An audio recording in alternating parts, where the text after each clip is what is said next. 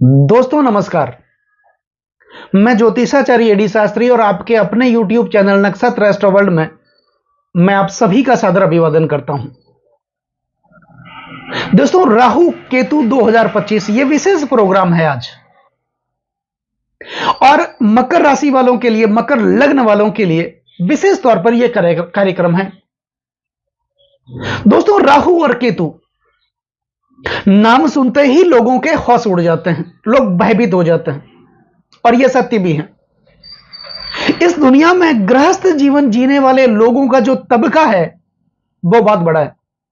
हर कोई तो सन्यासी हो नहीं सकता, और उस गृहस्थ जीवन पर यदि राहु और केतु जैसे ग्रहों की छाया पड़ जाए तो फिर क्या होगा? मुश्किलें, पीड़ाएं, चिंताएं, बाधाएं, समस्याएं। हमारे सौर परिवार में एकमात्र ऐसे ग्रह हैं राहु, जो पल भर में हमारे जीवन को बदलने का सामर्थ्य अपने पास रखते हैं। हमारे जीवन में अचानक से घटनाओं को घटित करने का कार्य करते हैं राहु और केतु। और राहु जब दैने पे उतर आए तो साम्राज्य दे देते हैं, छप्पर फाड़ के दे देते हैं, रंग से राजा बना देते हैं। और यही राहु जब रुष्ट होते हैं, नाराज होते हैं, अप्रसन्न होते हैं, तत्काल उस साम्राज्य का हरण कर लेते हैं। राहु हमारी भूख है, राहु हमारी तड़प है, राहु हमारी इच्छा शक्ति है। इस भौतिक युग में, इस कलयुग में जिस जिस वस्तु पर हमारी नजर जाती है वो सब राहु के अधिकार क्षेत्र में आती हैं। दोस्तों राहु हमारे सपने हैं, और सपने वो नहीं होते जो नींद में सोते हुए देखे जाते हैं। सपने तो वो होते हैं जो सोने ही नहीं देते हैं। इच्छा शक्ति, तड़प, भूख, ये सब राहु ही उत्पन्न करते हैं। कुछ विद्वान राहु को आध्यात्मिक अंधकार मानते हैं तो केतु को प्रकाश। हालांकि ये दोनों ग्रह चंद्रमा के उत्तरी व दक्षिणी ध्रुव हैं। राहु की छाया धरती पर पड़ती है, भूलोक पर पड़ती है, पृथ्वी लोक पर पड़ती है। वही केतु की छाया अंतरिक्ष में, आकाश में। राहु धरती में छुपे रहस्यों में रुचि लेते हैं। राहु की रुचि इंद्रियों की तुष्टि में है। राहु सुख लोभी है, राहु को ऐसो आराम पसंद है। चाहे कुछ भी हो जाए, साम दाम दंड भेद, वो चीज मुझे प्राप्त होनी चाहिए तो चाहिए। यह ऐसी दृढ़ इच्छा शक्ति, ऐसी भूख, ऐसी तड़प, यह सिर्फ इस युग में राहु ही हमें दे सकते हैं। राहु का प्रेम, स्नेह और विश्वास से कोई संबंध नहीं है, क्योंकि ये दैत्य हैं। छल कपट से परिपूर्ण ग्रह राहु माने जाते हैं। राहु को स्वतंत्रता पसंद है, गुलामी पसंद नहीं है। आपने नोटिस किया होगा, राहु प्रधान व्यक्ति जिनकी जन्म कुंडली में राहु की स्थिति मजबूत होती है, ऐसा व्यक्ति, चाहे वो परिवार हो, समाज हो, कुटुंब हो, ऐसा व्यक्ति कभी किसी की गुलामी में रह करके कोई कार्य नहीं करता। वो सुनता सबकी है लेकिन करता अपने मन की है। दोस्तों राहु किसी भी व्यक्ति की जन्म कुंडली में अगर मंगल के साथ युति बनाते हैं तो पैसा तो देते हैं, प्रॉपर्टी भी देते हैं, लेकिन भाइयों के बीच अलगाव पैदा करते हैं, वैचारिक मतभेद उत्पन्न करवा देते हैं। क्योंकि ऐसा राहु जो मंगल के साथ जन्म कुंडली में युति बनाता हो, वो व्यक्ति को उग्र बना देता है। फिर भाषा पे उस व्यक्ति का कंट्रोल नहीं रहता। और अगर राहु जन्म कुंडली में शुक्र के साथ युति बनाते हैं तो व्यक्ति के पास धन तो आता है, वैभव भी आता है, मान सम्मान भी होता है, लेकिन पति पत्नी के बीच वैचारिक मतभेद हमेशा बने रहते हैं, परिवार में कलह हमेशा बनी रहती है। और यही राहु जन्म कुंडली में जब शनिदेव के साथ युति बनाते हैं, हालांकि शनि और राहु के बीच मित्रता का संबंध है, मित्रवत संबंध है, लेकिन ऐसा राहु जो शनि के साथ युति बनाता हो, ऐसा व्यक्ति नौकरी में बार बार बदलाव, ऐसा व्यक्ति एक जगह स्थिर होकर के कोई काम नहीं करता है, नौकरियां बदलता है, व्यापार बदल देता है, स्थान परिवर्तन के ज्यादातर योग ऐसे व्यक्ति के जीवन में हमेशा बने रहते हैं। तो जन्म कुंडली में राहु की स्थिति अगर इन ग्रहों के साथ हो, युति हो, तो ऐसी स्थितियां देखने को जीवन में मिलती हैं। समुद्र मंथन की कथा तो आपने सुनी होगी। अमृत पान करने के लिए देवताओं और दानवों में बहसबाजी हुई। दानव तो बहुत थे वहां पर, लेकिन एक ऐसा दानव था जिसके मन में ऐसी दृढ़ इच्छा शक्ति हुई कि मुझे अमृत पान करना है, चाहे मुझे अपने गर्दन का भी त्याग क्यों ना करना पड़े, मुझे अमृत पान करना है। और उस दानव ने देवताओं का रूप धारण करके देवताओं की पंक्ति में आकर के बैठ गए और श्री हरि विष्णु के हाथ से उसने अमृत का पान चखा और उसको अमृत की प्राप्ति हुई। ऐसी भूख, ऐसी दृढ़ इच्छा शक्ति सिर्फ हमें राहु ही दे सकते हैं। तो मकर राशि वालों जातकों के लिए राहु अपना राशि परिवर्तन करेंगे। कब करेंगे? 18 मई 2025 को।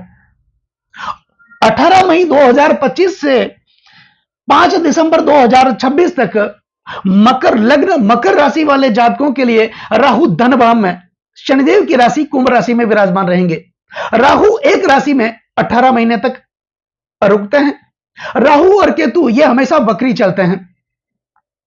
दोस्तों, सर्वार्थ चिंतामणि ज्योतिष शास्त्र के अनुसार राहु अगर धन भाव में विराजमान हो और धन भाव का स्वामी अगर शुभ ग्रहों से दृष्ट हो, उस समय काल में उस ग्रह की महादशा अंतरदशा आने पर अचानक से जीवन में धन की प्राप्ति होती है।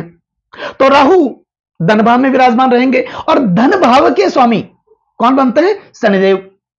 अब शनिदेव भी राशि परिवर्तन करेंगे।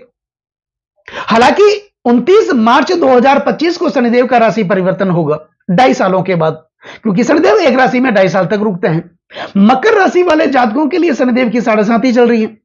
जैसे ही शनिदेव राशि परिवर्तन करेंगे 29 मार्च 2025 को, मकर लग्न, मकर राशि वाले जातकों के लिए शनिदेव की 7.5 का अंत होगा और शनिदेव अपना राशि परिवर्तन करके धन भाव से तीसरे भाव में आएंगे, देवगुरु बृहस्पति की राशि में। त्रिछष्टे च लाभे शनि सौख्यदाता। जब भी शनिदेव राशिगत परिभ्रमण करते हुए हमारी जन्म राशि से यानी कि चंद्रमा से तीसरे, छठे व एकादश भाव में आते हैं, अत्यंत शुभ स्थिति में होते हैं। तो उस स्थिति में जातकों को क्या देते हैं? ततो लाभकारी हिरण्यम वराणाम नपा मित्र पक्षो जया चेष्टम लाभम करो तीर्थ लाभम सुख संपदम च, अर्थात धन का लाभ देते हैं, वस्त्र और आभूषण का लाभ देते हैं, व्यापार का लाभ देते हैं, पदोन्नति का लाभ देते हैं, प्रमोशन का लाभ देते हैं, ज्ञान का लाभ देते हैं, शिक्षा का लाभ देते हैं, वैवाहिक सुख का लाभ देते हैं, नौकरी का लाभ देते हैं, व्यापार का लाभ देते हैं। इस प्रकार का लाभ शनिदेव देंगे। तो मकर लग्न, मकर राशि वाले जातकों के लिए आने वाला समय गोल्डन समय होगा। ऐसा शुभ समय आपने कई सालों के बाद देखा होगा। ऐसा समय मकर लग्न, मकर राशि वाले जातकों के लिए आ रहा है। एक तो शनिदेव की 7.5 खत्म हो जाएगी, शनिदेव तीसरे भाव में आएंगे और राहु 18 मई को धन भाव में चले जाएंगे। शनि और राहु की अदला बदली होगी।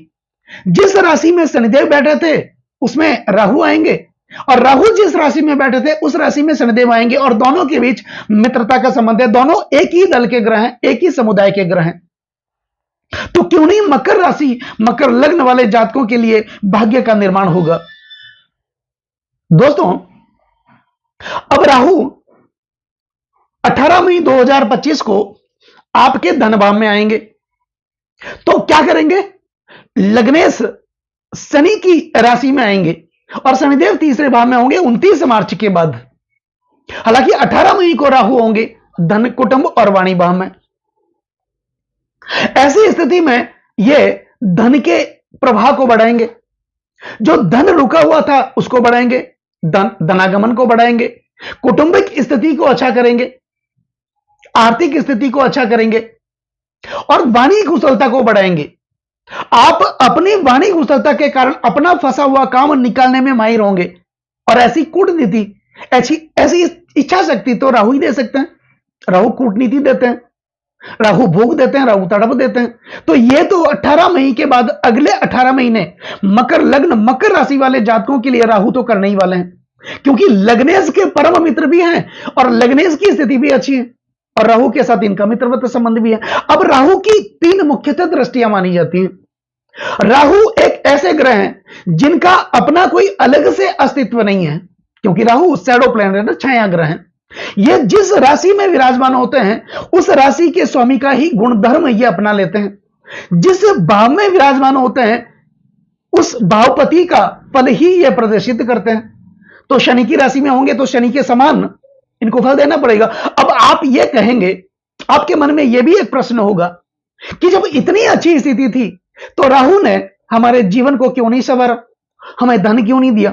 देखो, एक तो शनि की 7.5 चल रही थी और शनि से ऊपर जाकर के राहु दे नहीं सकते, क्योंकि यह शनि के समुदाय के ग्रह हैं। तो अब शनि की 7.5 खत्म हो जाएगी, राहु धन भाव में चले जाएंगे, शनिदेव लग्नेश बन करके तीसरे भाव में आएंगे, तो निश्चित तौर पर आर्थिक स्थिति को अच्छा करेंगे, बैंक बैलेंस को बढ़ाएंगे, कर्जों से मुक्त करेंगे, खर्चों से मुक्त करेंगे, हॉस्पिटल के जो खर्चे बने हुए थे उनसे मुक्त करेंगे।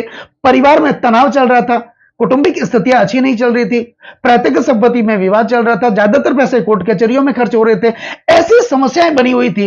ये समस्याएं तो 29 मार्च से ही खत्म हो जाएगी, लेकिन 18 मई के बाद तो और भी अच्छी स्थिति आपके लिए होने वाली है।